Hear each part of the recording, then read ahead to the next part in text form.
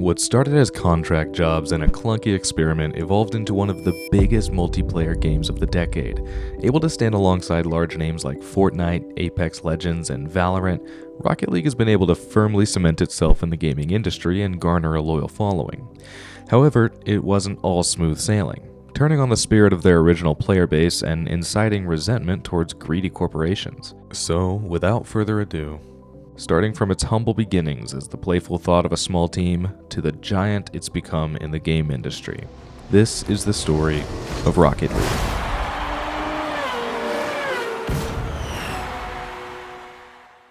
Our story begins with Dave Hagewood. Although there's not a lot available about his past, there are a number of interviews and instances where we get some glimpses that are what I've gathered here. Dave was born and raised in Charlotte, North Carolina in 1979. When Dave was 8 years old, his father brought home a TI-99 4A. At first, David did what many kids did at the time. He typed in games line by line just to make them run, eventually discovering if he changed the code, the game itself changed. Dave wasn't just playing games anymore. He was learning how systems worked.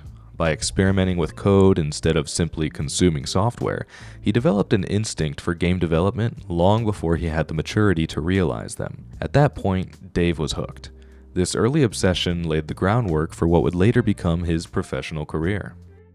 In the early 1990s, Dave began studying computer science at North Carolina State University. However, in 1995, he dropped out. Rather than follow a traditional academic path, he chose to pursue game development independently. A risky move, especially at a time when breaking into the industry without formal credentials was far from guaranteed. That decision would shape everything that followed. During the 2000s year, since the arrival of our good Lord, Dave founded the game studio psyonix. The name was inspired by his fascination with the ability of the human mind and concept of a human intelligence. Honestly, I like it a lot. Even the logo looks like a neuron. Anyways, what followed was not immediate success. The studio entered a fiercely competitive industry dominated by large publishers like Sony and Nintendo. There was little room for a small, unknown team trying to establish itself. Because of this, survival became the priority. Psyonix relied heavily on contract work from Epic Games to stay afloat. At the same time, the studio attempted to develop original titles of its own. Early projects like Proteus and Vampire Hunter: The Dark Prophecy never made it to release.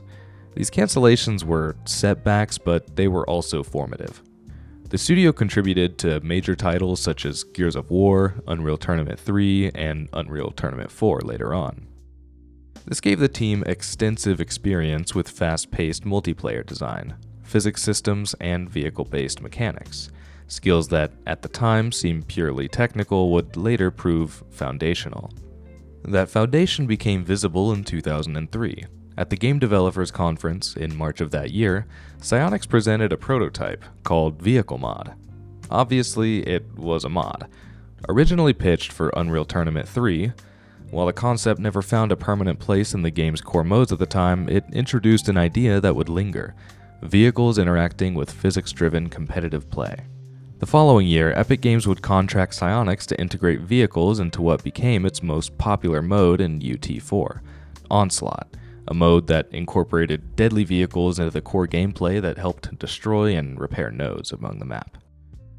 And in 2006, the studio began working on another original title, called Track Addict. It was a vehicle-based platformer partially inspired by Tony Hawk's and SSX series of extreme sports. During development, one small experiment made big changes. Corey Davis, former design director and co-studio head for psyonix, saying the following: to figure out what could we make with our tiny studio. Dave, who founded psyonix, was really good with vehicles, so it was just a natural, what could we do with vehicles? Let's bump each other off the level. It was kind of a hybrid of Twisted Metal and Smash Bros. You were trying to bump people off and you would get points if they fell and died. Once Adam Beckwith added the soccer ball to that game, it was just, that's what it was, and the rest is kind of history. The team ended up liking it so much that they began redesigning the entire game around it. This marked a shift away from the structured vehicle time trials that they had planned, toward something more emergent and competitive with fast, dynamic gameplay. Between contracts and late nights, the foundations of Rocket League quietly took shape.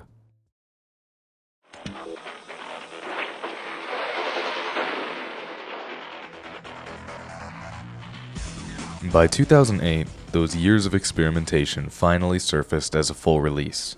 Supersonic, acrobatic, rocket-powered battle cars had launched as a PlayStation 3 exclusive, which I will now refer to as Sarp. It was psyonix's first real attempt to turn the strange, physics-driven car soccer idea into a commercial product. But it also carried the scars of its development history. The physics were rougher, the presentation had leaned a bit cartoonish, and customization was minimal. Core quality of life features like flexible button mapping, basic camera controls, and consistent networking were either limited or missing entirely. Still, Sarp found an audience. Over time, the game amassed more than 2 million downloads, and more importantly, it cultivated a small but dedicated competitive community.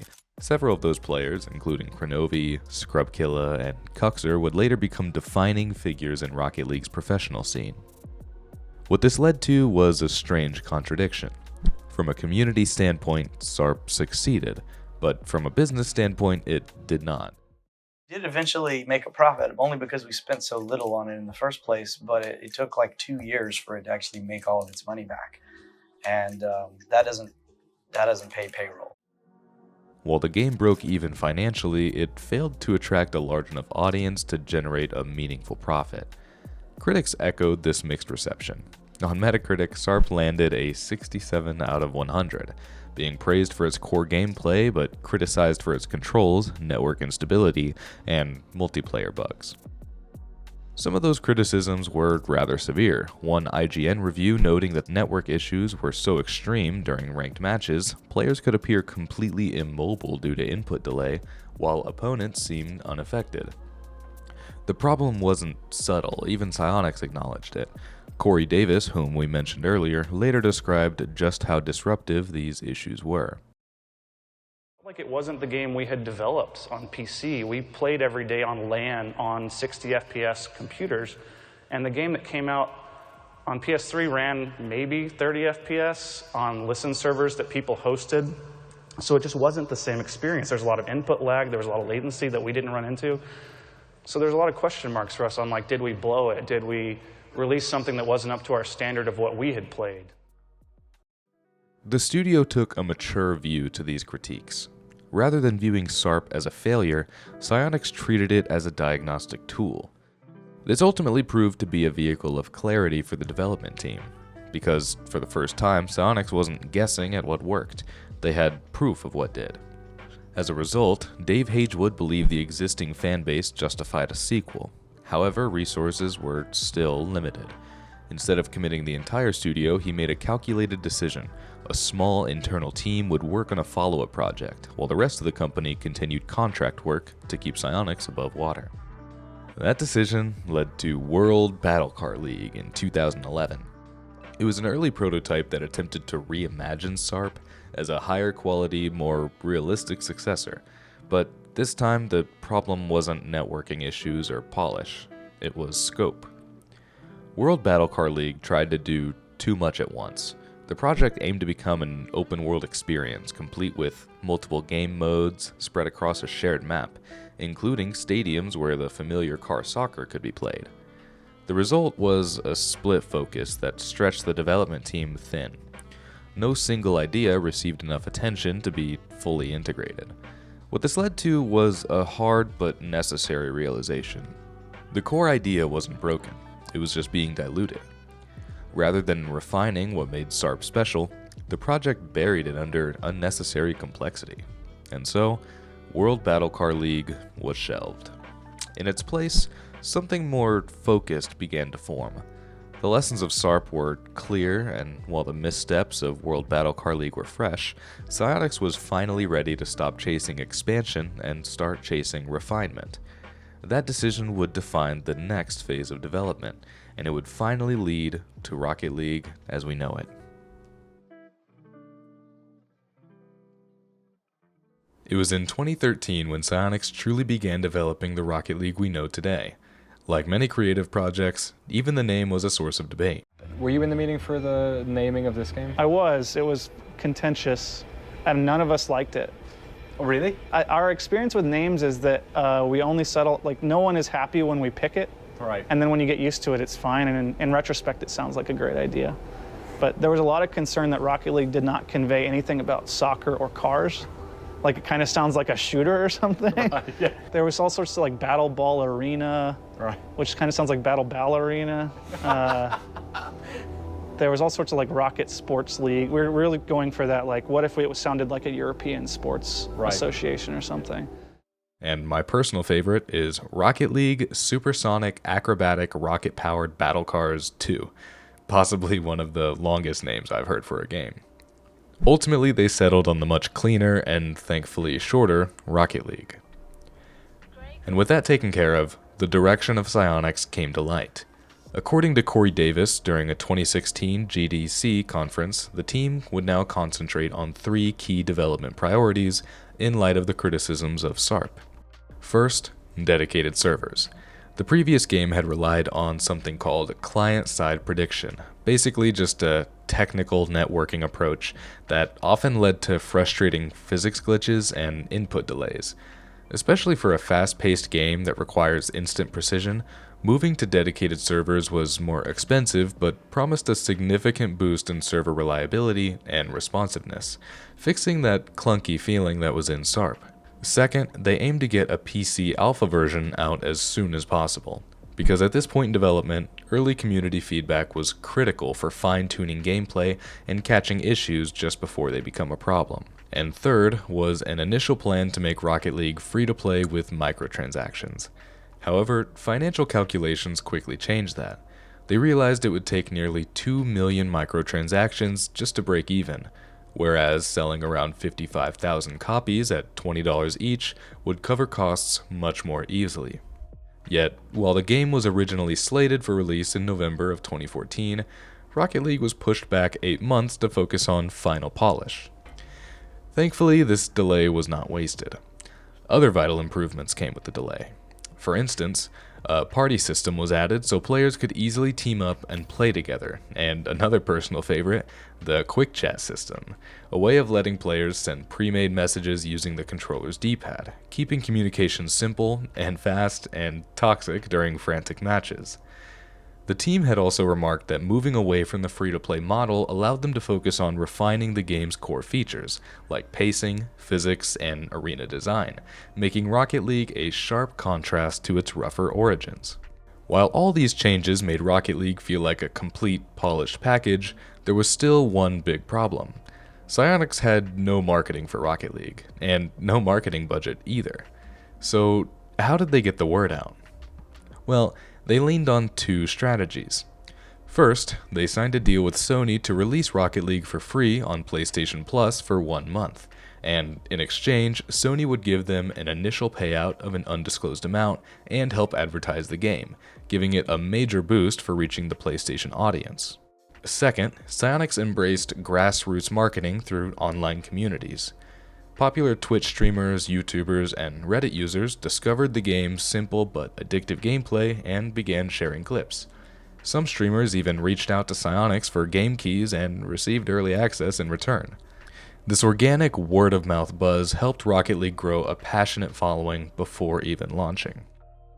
In February of 2014, the alpha began, to intense popularity, having recorded 100,000 matches of Rocket League played during the early testing phases.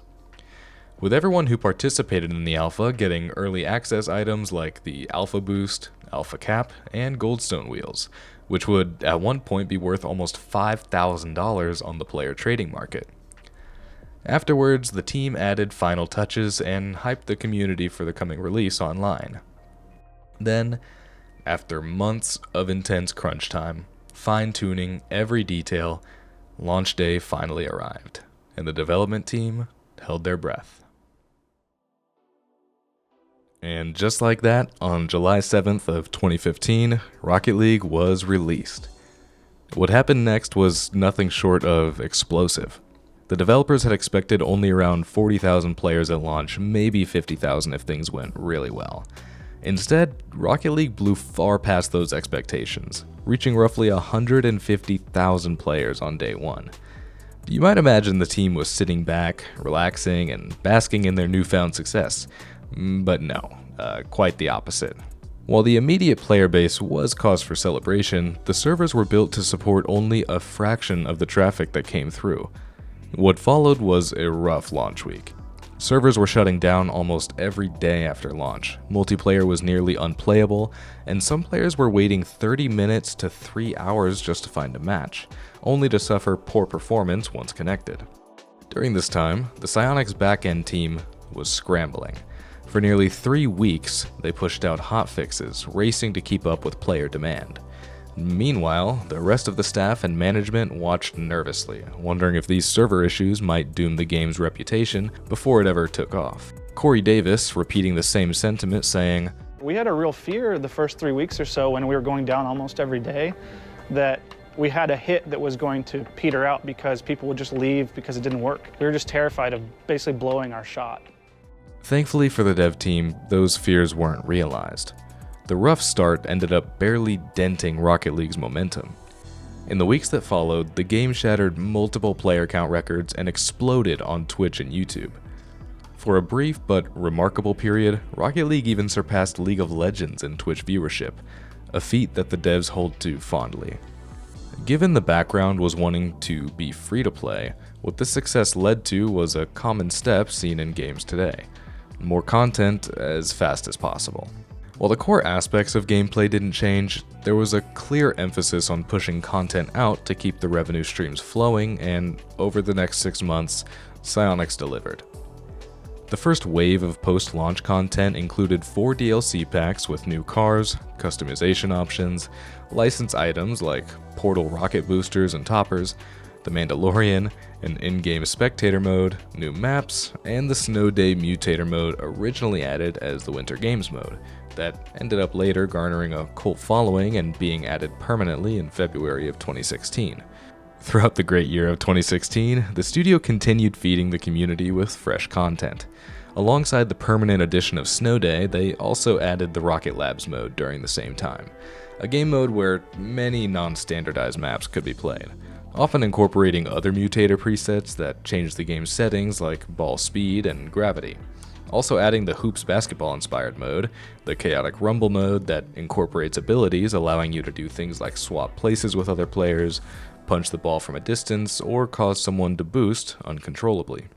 Finally, they added custom training tools, more maps, and the Steam Workshop support, allowing players to make and play community-created maps, as well as the ever-popular crates and player-to-player trading.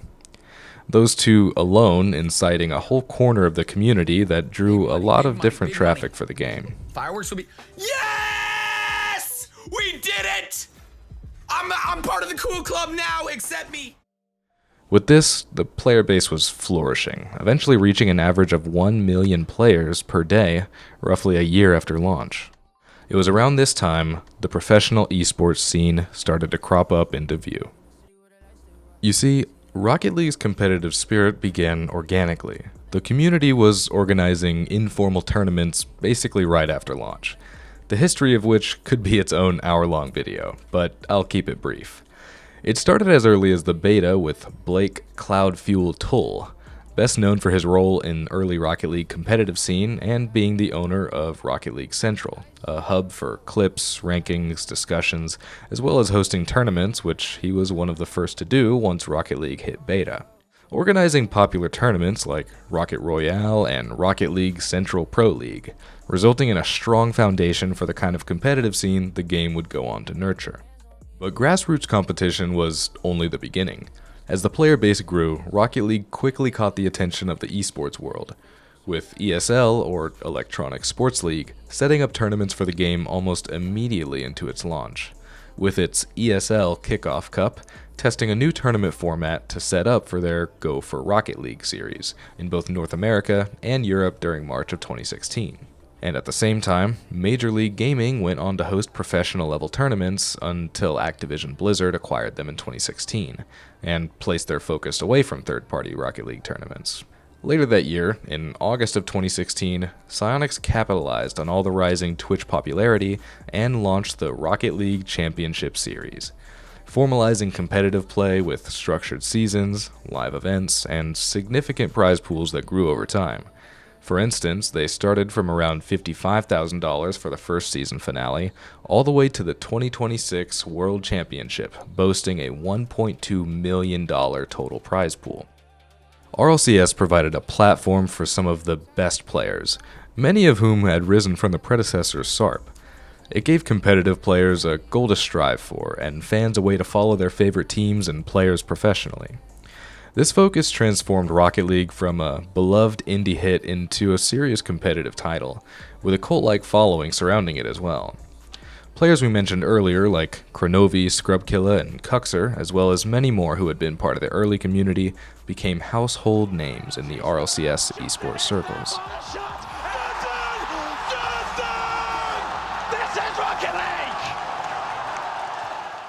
The following year, 2017, ended up proving to be a relatively tame year for the development team in comparison to 2015 and 16. However, there were a few notable mentions added during their second anniversary update on July 7th of 2017, such as the addition of goal explosions, tire trails, and engine sound customization options, as well as a Rocket League radio in collaboration with Monster Cat. I wish I could play some of it without getting copyrighted. There are truly some bangers. Later in September of 2017, the developer team announced they would be implementing an in-game tournament mode so players could organize their own party-based or LAN tournaments using the game's own client. Parallel to this, Rocket League continued to see massive success in its esports scene with new tournaments like Universal Open, the X Games, and the recent E-League Cup, with the introduction of a collegiate Rocket League program. Another addition by the development team was in November of this year when they released Rocket League onto the Nintendo Switch, which was received quite positively by the community, seeing as how the nature of fast-paced 5-minute matches coincide with the nature of a small, on-the-go gaming console. However, in porting to the Switch, the game had to sacrifice some detail and resolution clarity in order for the game to run smoothly, yet surprisingly the game still ran at 60 frames per second. In December of 2017, Rocket League released their first and last year in review post, a tradition that would have been nice by the devs at the end of each year. Missed opportunity, I guess. At the time they had posted the review, they had around 38 million total players since launch in 2015, showing just how strong the player base is and was growing to be at the time. Continuing on into 2018, Rocket League started to hit a more stable point in its development. There were less new and innovative additions to the game, however they did take some inspiration from other titles in order to add some content, specifically when they added the Rocket Pass. Very similar to other systems like the Battle Pass in Fortnite, it cost $10 to buy and had 70 standard tiers containing customization items and credits. Once you finished the last tier, there was an infinite amount you could continue to complete that would give you painted variations of the previously unlocked items. In my opinion, the only saving grace of this Rocket Pass was that if you played the game enough, it was only a one-time purchase, as each Rocket Pass had enough credits for you to buy the next one. Earlier that year, in April of 2018, Rocket League integrated the aforementioned in-game tournament feature, allowing players to create their own unique tournaments with a variety of potential settings, allowing players to search for tournaments set up by other players of similar rank. At the same time as this update, they also rolled out an update giving some quality of life changes, like giving on-screen network diagnostics when there are issues like high latency and/or packet loss, as well as adding the ability to listen to the in-game music while playing in matches or in training. Finally, onto the following year, 2019 would prove to be a bit more interesting than the previous years, showing a more controversial decision by Dave Hagewood, inciting lots of criticisms and the development choices to follow, leading to a Rocket League that, to many in the community, felt estranged from what they grew to love. In 2019, a new chapter began for Rocket League, one that heavily prioritized monetization and structural changes toward a free-to-play model. Starting at the beginning of the year, the developers finished and updated the game with its new complete cross-play compatibility, which was a wise choice in attempting to reach as wide an audience as possible. Later, on May 1st of 2019, Epic Games, fresh off of the unprecedented success of Fortnite, acquired psyonix in a move that seemed destined to elevate Rocket League to even greater heights. However, many in the community seem to think that that was the last thing that happened. On day one of the acquisition, Steam was already getting review bombed. A lot of these feelings seem to come from the reputation Epic Games garnered for wanting to squeeze as much money as possible out of their player base, a claim which is not entirely unfounded. One easy example is when Epic Games removed crates from Rocket League. Crates were a loot box style item you had a chance of obtaining after online matches were completed. Each one required a key to open, which was roughly $1 a piece, to get a random roll with chances to get rare items. However, this decision by Rocket League wasn't entirely motivated by a desire for profit. There was also pressure on both Rocket League and Fortnite for having addictive gambling mechanics, such as the loot boxes. That led to a class action lawsuit that eventually settled out of court. Although this was removed from the game with many split opinions, they did replace it with another system. The blueprint system would give players a random rarity of item in the form of a blueprint that, for a number of in-game currency that costs real money to obtain, you can build this item to then use it in-game. Essentially, when you obtain a blueprint from an online match, no matter the rarity, you are not obtaining an item.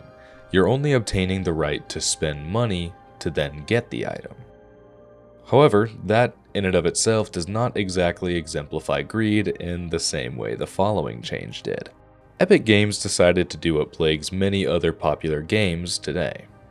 They decided to add an item shop, because the entire community was asking for an item shop. This edition included both weekly and daily refreshes to give new content, and aside from those who loved trading and the player-ran market, it seemed like a nice decision to shell out a few dollars for an item they really wanted. However, to those who did care about trading, this invited a lot of criticism. At the time, player-to-player trading was still quite popular in Rocket League, and the item shop really hurt the value of a variety of different items. For example, imagine this. Before this update, you had bought a set of some white Zomba wheels from another player. At the time, these wheels were bought and sold in trading at around 150 keys, equivalent to roughly $150 USD. However, once the item shop was introduced, it was less than 1 month later when they introduced white Zombas for only 1,000 credits, or about $10. Of course, all the money you spent beforehand was a massive waste. As this pattern followed and many highly coveted items were sold to players directly for a fraction of their player market worth, the market value of most items began to drop and flatten out significantly, much lower numbers than they were originally worth. While these changes alone already stirred a big change in the community at the time, it would not be the last of the decisions that would drive controversy. One final decision driving lots of controversy was that of making the game free to play in September of 2020. Coincidentally, this was right alongside when everyone was stuck inside for quarantine, leading to over 1 million concurrent players at one point. Yet the overall reception of this change is widely divided amongst players. One camp opining that Rocket League going free to play is a net negative. Another asserts that the game being more available to a wider audience will lead to overall benefit to creators and players alike. A problem that began to surge with this change was many players who were smurfs, or in other words, players who were masquerading as a lower skill level than they actually were.